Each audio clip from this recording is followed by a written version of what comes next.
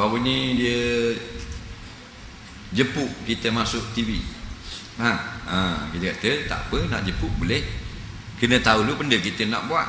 Mu nak suruh aku joget aku tak mau. Tak. Dia kata tak, maknanya buat rancangan begini-begini okey. Tanpa syarat, kita ada syarat tak masuk TV tak apa. Mu nak suruh aku pakai sokok, sorry bah. Tak pakai sokok, ingat aku lapak sangat duit hang. Nampak? Tak, boleh pakai piah, pakai serban, pakai jubah macam biasa. Jadi dekat dengan kita program nak keluar, kita minta sign satu surat. Sebab ni masalah TV dia berkait dengan KDN.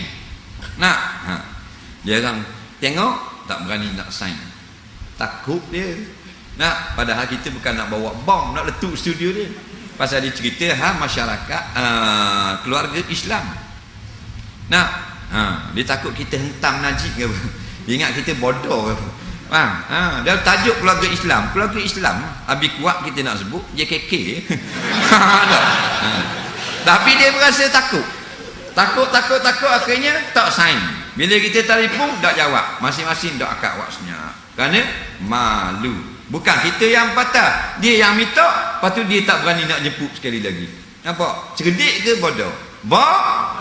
Bodoh. Nampak? Dia gitu lah. Hak bawah-bawah okey, hak pihak atasan bodoh. Bodoh pun baik boleh bulan-bulan, PT banyak boleh. Gaji besar. Biasa gitulah. Jadi lain kali untuk ustaz-ustaz lain jangan awak gitu. Bila kita dah beri persetujuan, mana kita telah set masa kita. Kuliah-kuliah ni telah kita batalkan kerana kita hadir untuk program TV. Lepas tu dia rasa tak mau panggil, tak panggil pula. Mengingat kita duduk saja ke bila lokang kayung kaki gitu tunggu orang panggil. Kena fikir. Jadi untuk ustaz-ustaz lain harap dia tak buat gitu. Faham? Panggil buat.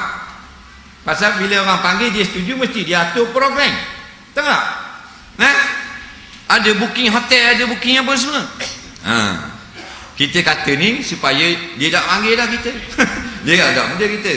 Satu-satu orang yang panggil kita, lepas tu dia batalkan tanpa syarat, tanpa satu yang menasabah, kita ban seumur hidup. Faham? Tak ada masalah.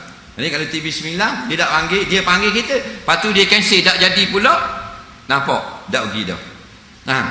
Tujuan apa? Sombong? Tak. Untuk orang-orang ustaz-ustaz lain. Jangan awak lebih kurang. Faham? Dia gitu kan. Bukan kita nak hentam najib, dia bagi tajuk kan. Bagi tajuk, kita cerita tajuk tu. Bukan kita gila ke apa nak naik ke wah tepik situ. Bodoh sungguh.